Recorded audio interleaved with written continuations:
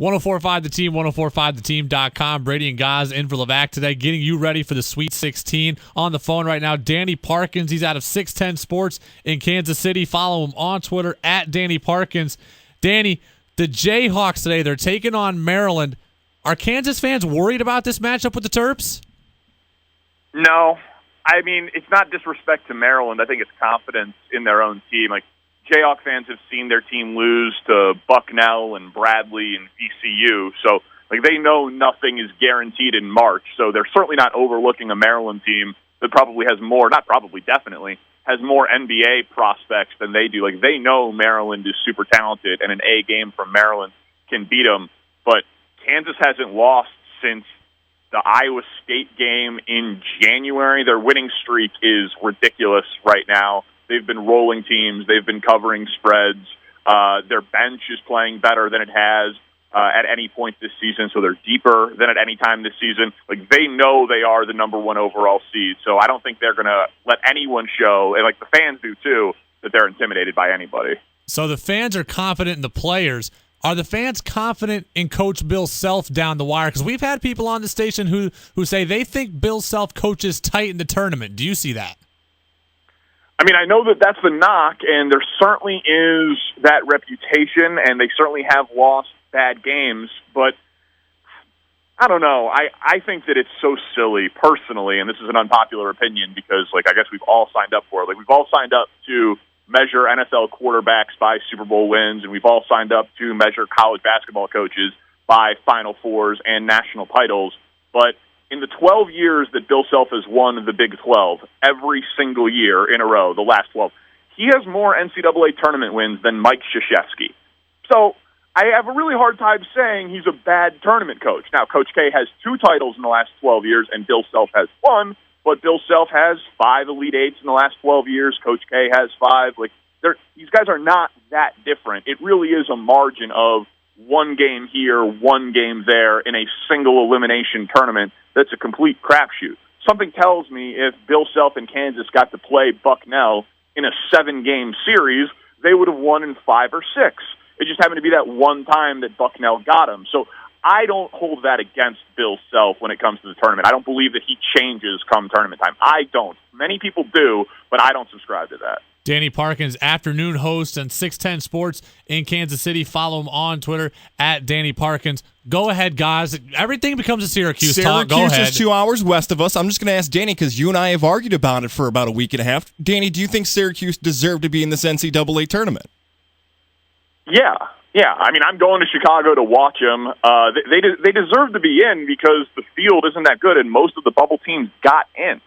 So, I mean, they weren't even in one of the play-in games, and, I mean, who cares at this point anymore, right? They've won 2 games, they've blown out 2 teams in order to advance to the Sweet 16. Obviously, they got fortunate that they didn't play Michigan State, but Middle Tennessee State scored 90 against the Spartans, then 50 against Syracuse. So, clearly they're doing something right. They're playing their best basketball probably the last 8 weeks or so. So, yeah, I mean, they deserve to be in because they got in, and they got in as a 10 seed, and the vast majority of the teams on the bubble got in. Every year, people argue for Monmouth or South Carolina. Like, okay, Monmouth, I think they should have gotten in, but they lost to Army.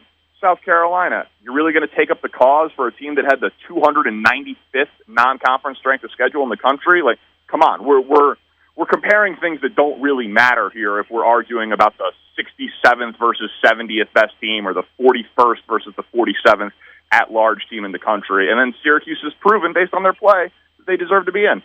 What gives Syracuse the best chance to take down Gonzaga and advance to the Elite Eight? Man, I'm worried about Sabonis and their size against the zone because Leiden, I love him as a player, but he's not a 5. So, you know, they got to continue shooting well from 3, and Roberson is going to have to be a monster again. He's playing absolutely out of his mind on the glass, but Coleman stands no chance against Sabonis.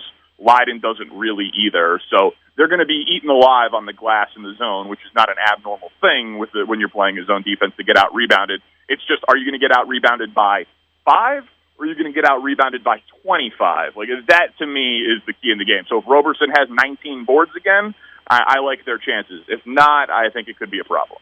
I'm cutting off the Syracuse talk. Oh, It's Danny come on. Parkins, 610 Sports in Kansas City. He's the afternoon host out there. Follow him on Twitter at Danny Parkins. Baseball season, Danny, coming up just over a week. Mets traveling to Kansas City to take on the defending champion Royals, who beat them in the World Series. The Royals are doing the banner ceremony on opening night, and then the next night they're doing the ring ceremony. Are we doubling down on the insult here of the New York team? Yes. Why? Yeah, because it's awesome, and it's funny, and twist the knife. And, I mean, the real public reason is because the first game is a Sunday night game on ESPN, Sunday Night Baseball, and there will only be, 10 minutes of pregame coverage in stadium before first pitch. So they won't show the entire ring ceremony to the entire country, and tickets are going for, ALCS-level prices. So not obviously everybody who wants to see the game isn't going to be able to get in. So the game on Tuesday, a day after opening day, they'll do the ring ceremony. That's broadcast on Fox Sports Kansas City. So if you aren't able to make it out to the game, you'll be able to at least to see it with the full local television coverage. So that's what they're saying, is that it's a move for the fans. It's just a nice little ancillary benefit that they get to twist the knife to Noah Syndergaard, the Mets. I'll see you 60 feet, 6 inches from home plate. Oh, wait, by the way, we beat you in 5 games and we probably could have swept you. So that's a nice little ancillary benefit to twist the knife, but the public reason is so our fans can see the ring ceremony. How are Royals fans treating this? They win the World Series in 2015. Before that, they'd had 3 winning seasons since 1993. How are Royal fans reacting to now having the pressure on them being the hunted? It's cool. You know what I mean? That's a first world problem from back in the day when, man, are we going to go out to the stadium on the night where they have the Krispy Kreme donut promotion? And, that was, the biggest reason to go out to the K. So, it's a nice problem to have. They're dealing with it fine. One of my favorite things that's happened since is when the Broncos won the Super Bowl. Obviously, Royals fans and Chiefs fans, there's a huge crossover there being in Kansas City. Chiefs fans hate the Broncos, so they were very unhappy with the Super Bowl result.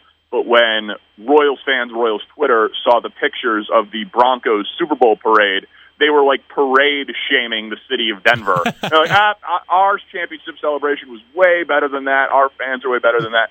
So there's a little bit of smugness and arrogance which is creeping up, which, frankly, I love. Danny Parkins out in Kansas City. Well, we don't love that the Mets are going to get insulted, but we are happy for you out in Kansas City. So, Danny Parkins out in Kansas City, thanks for being with us. Thanks for the time. Enjoy the Jayhawks tonight.